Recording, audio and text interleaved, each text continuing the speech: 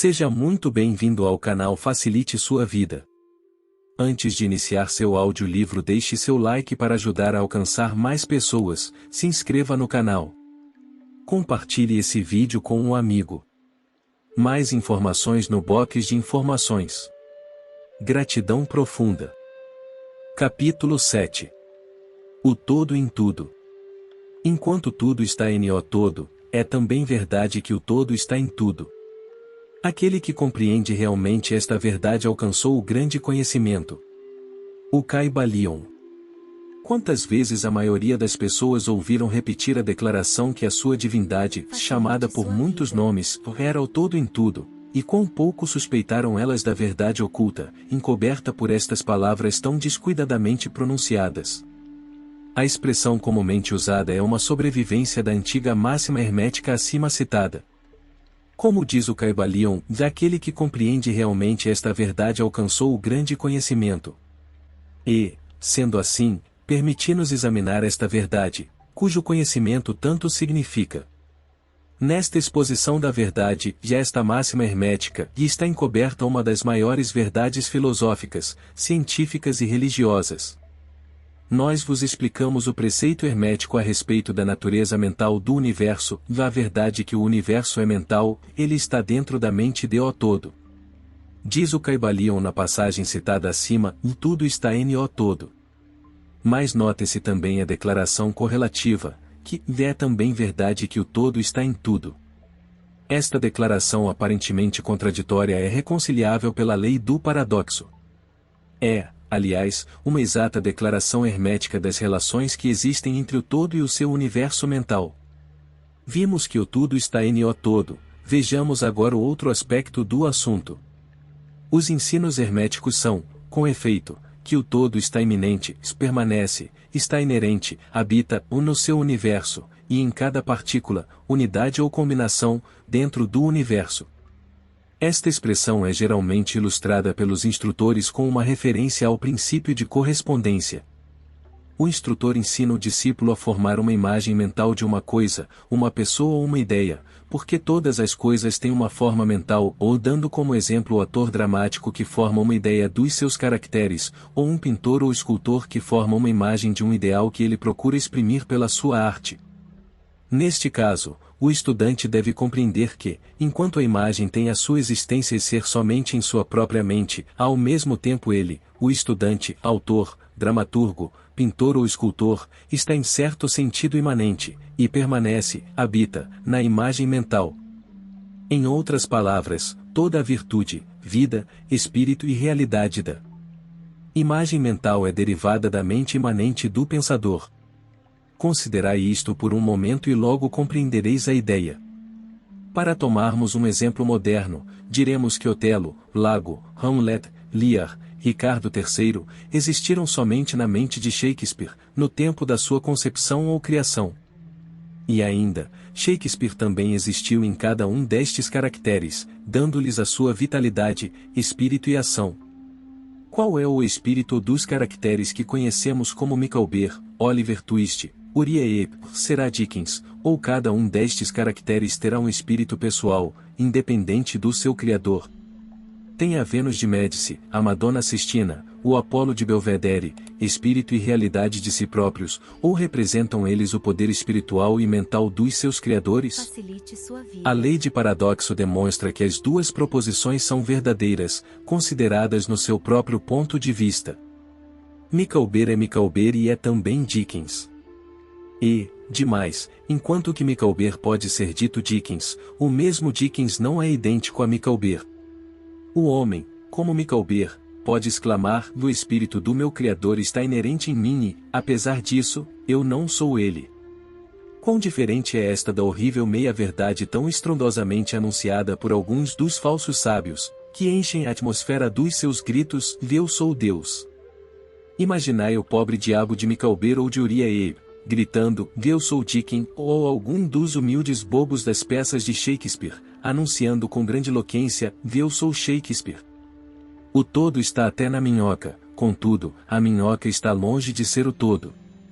E até, é de admirar que, conquanto a minhoca só exista como uma coisa humilde, criada e tendo a sua existência na mente do todo, ele, o todo, esteja imanente na minhoca e nas partículas que a formam. Haverá talvez um mistério maior que o de tudo no todo, e o todo em tudo? O estudante perceberá no correr da obra que os exemplos dados acima são necessariamente imperfeitos e inadequados, porque representam a criação de imagens mentais na mente finita, ao passo que o universo é criação da mente infinita e a diferença entre os dois polos as separa. E assim é simplesmente uma questão de grau, porque em ambas o mesmo princípio está em operação, o princípio de correspondência manifesta-se nelas. O que está em cima é como o que está embaixo, e o que está embaixo é como o que está em cima. E, no grau em que o homem realize a existência do espírito que está imanente no seu ser, ele subirá na escada espiritual da vida. Eis o que significa desenvolvimento espiritual, o reconhecimento, a realização e manifestação do espírito dentro de nós. Procurai não esquecer-vos desta última definição, da do desenvolvimento. Ela contém a verdade da verdadeira religião. Existem muitos planos de existência, muitos subplanos de vida, muitos graus de existência no universo. E tudo depende do avançamento dos entes na escada, cuja ponta mais inferior é a mais grosseira matéria, e a mais superior sendo separada somente pela mais pequena divisão do espírito do todo. Nesta escada da vida, tudo se move em cima e embaixo. Todos estão no caminho, cujo fim é o todo. Todo o progresso é uma volta à morada própria. Tudo está em cima e embaixo, apesar de todas as aparências contraditórias. Tal é a mensagem do iluminado.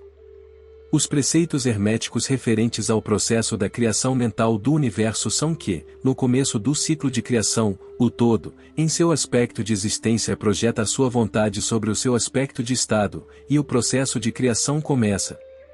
Dizem que o processo consiste no abaixamento da vibração até que é alcançado um grau bem inferior de energia vibratória, no qual ponto é manifestada a forma mais grosseira possível da matéria. Este processo é chamado o estado de involução, em que o todo está involuído, ou envolvido dentro da sua criação. Este processo é considerado pelos hermetistas como tendo correspondência com o processo mental de um artista, escritor ou inventor, que também fica envolvido na sua criação mental como quase esquecendo a sua própria existência e que, por algum tempo, quase vive na sua criação. Se em vez de envolvido usarmos a palavra êxtase, talvez possamos dar uma pequena ideia do que queremos dizer. Este estado involutivo da criação é muitas vezes chamado a efusão da energia divina, como o estado evolutivo é chamado infusão. O polo extremo do processo de criação é considerado como sendo o mais afastado movido pelo todo, enquanto que o princípio do estado evolutivo é considerado como o princípio da volta do pêndulo do ritmo, sendo expressa em todos os ensinos herméticos uma ideia de volta a casa.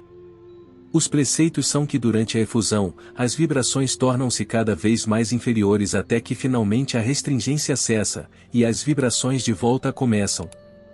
Mas há uma diferença, ao passo que na efusão as forças criadoras manifestam-se compactamente como um todo, no começo do estado evolutivo ou de infusão, é manifestada a lei de individualização, que é a tendência a separar em unidades de força, até que finalmente aquilo que se separou do todo como energia não individualizada volte à sua fonte como unidade de força altamente desenvolvida, tendo subido de mais a mais na escada por meio da evolução física, mental e espiritual. Os antigos hermetistas usam a palavra meditação, ao descrever o processo da criação mental do universo na mente do todo, a palavra contemplação sendo também frequentemente empregada. Mas a ideia entendida parece ser a do emprego da atenção divina.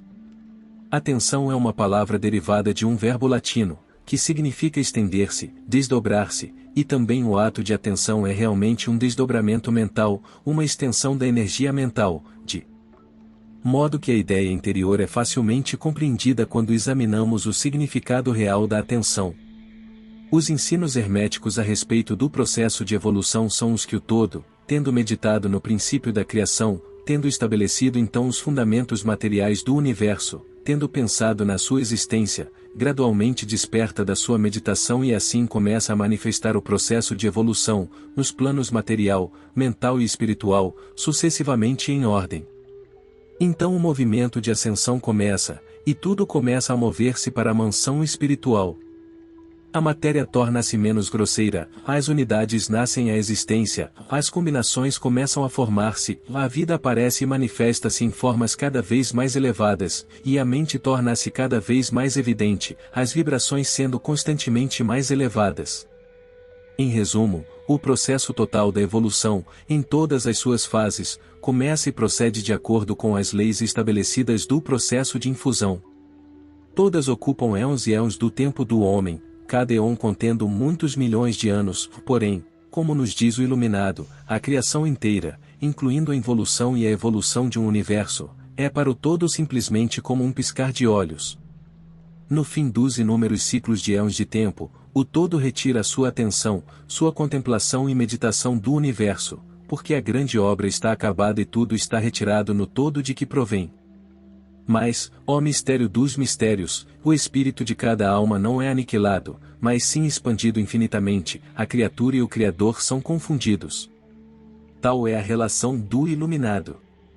A precedente ilustração da meditação e do subsequente despertamento da meditação do todo é mais um esforço dos instrutores para descrever o processo infinito por um exemplo finito. E, ainda, o que está em cima é como o que está embaixo, e o que está embaixo é como o que está em cima. A diferença é somente em grau. E assim como o todo desperta-se da meditação sobre o universo, assim o homem, no tempo, cessa de manifestar no plano material, e retira-se cada vez mais no espírito presente, que é realmente o ego divino. Há um assunto maior de que desejamos falar-vos nesta lição, e que nos levaria imediatamente a uma invasão do campo da especulação metafísica, contudo, o nosso fim é simplesmente mostrar a futilidade de tais especulações. Aludimos à questão que inevitavelmente vem à mente de todos os pensadores que se aventuraram a investigar a verdade. A pergunta é, por que criou todos os universos? A pergunta pode ser feita de diferentes formas, mas a que vai acima é o essencial da investigação. Os homens esforçaram-se para responder a esta pergunta, mas ainda não há resposta digna de nome. Muitos imaginaram que o todo tem muito a ganhar com isto, mas isto é absurdo, por quê? Que poderia ganhar o todo que já não possua? Outros deram a resposta na ideia que o todo quis que tudo amasse, e outros que ele criou por prazer e divertimento, ou porque estava só, ou para manifestar o seu poder, todas respostas e ideias pueris, qualidades do período infantil do pensamento.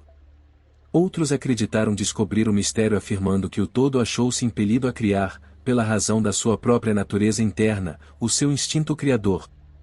Esta ideia é mais adiantada que as outras, mas o seu ponto fraco está na ideia de que o todo é impelido por alguma coisa, quer interna, quer externa.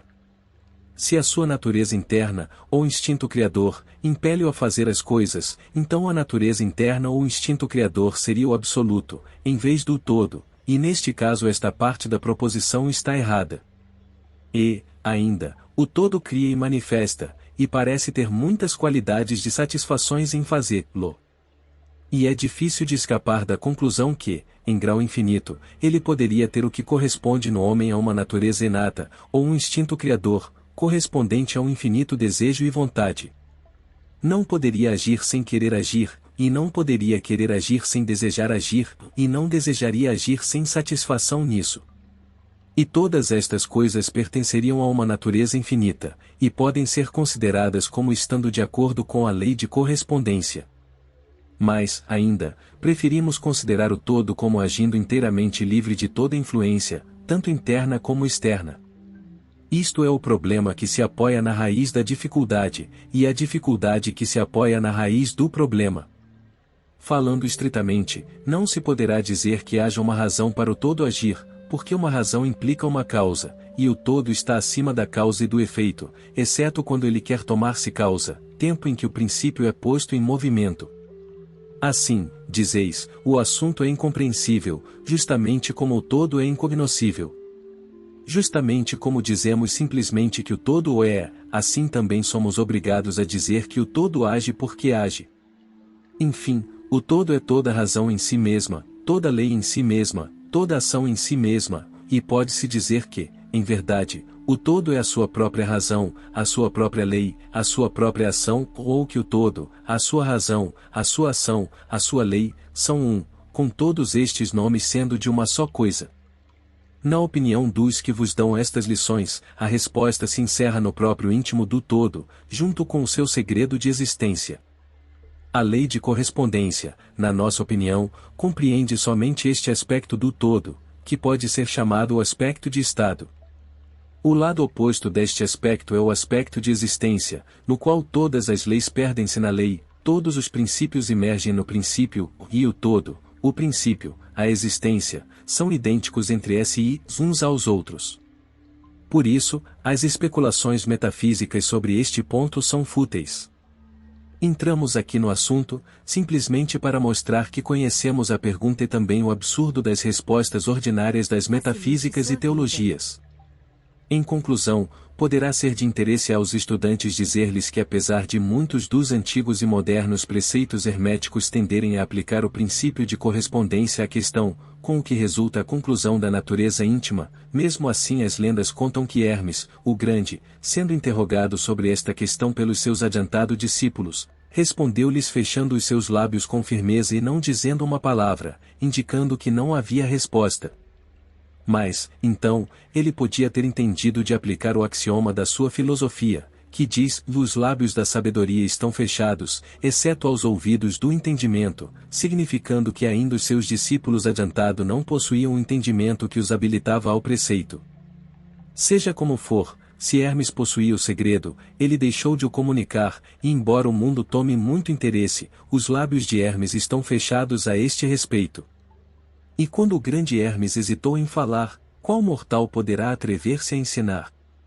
Porém, deveis lembrar que ainda que seja aquela a resposta deste problema, se porventura há uma resposta, permanece a verdade que, enquanto tudo está em o todo, é também verdade que o todo está em tudo. O preceito é enfático. E podemos acrescentar-lhe as palavras conclusivas de citação: daquele que compreende realmente esta verdade alcançou o grande conhecimento.